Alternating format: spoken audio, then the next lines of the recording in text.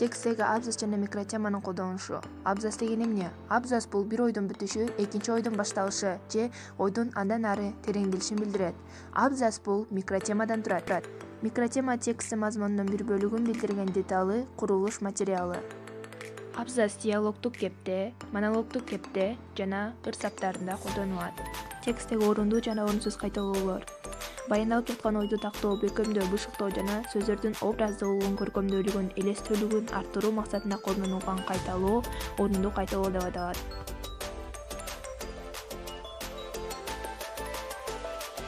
Сүйлөм тизмегиндеги айрым сөздөрдүн же сөз айкаштардын стилдик максаттан тышкары ыксыз кайталана бериши орунсуз кайталоо деп аталат.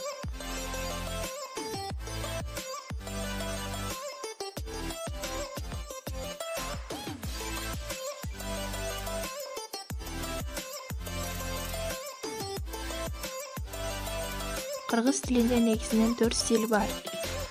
Аларды санай кетсек, биринчиси көркөм стиль, илимий стиль, публики стиль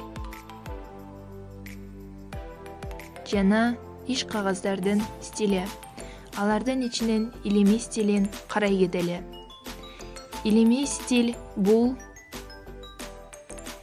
илимдин жана техниканын тармактарынын өзгөчөлүгүнө ылайык атайын терминдер менен жазылган эмгектердин тили илимий стиль деп аталат.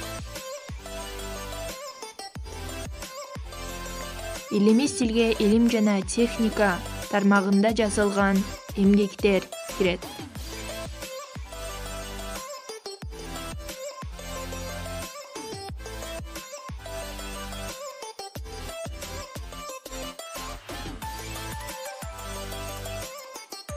Публицистикалык стиль латын тилинен көпчүлүк, коомдук деген түшүнүктү билдирет.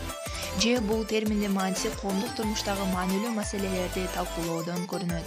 Публицистикалык стилге аннотация, очерк, пикир, интервью сыяктуулар кирет. Иш кагаздарына адамдын күндөлүк турмушунда, мамлекеттик мекемелерде, ишканаларда колдонулчу документтер кирет. Иш кагаздары расмий жана расмий эмес иш кагаздары болуп экиге бөлүнөт. Расмий иш кагаздарына мыйзам, программа, указ, устав, буйрук сыяктуу документтер кирет. Ал эми расмий эмес иш кагаздарга арыз, ишеним кат, мүнөздөмө, өмүр баян, тил кат документтери кирет.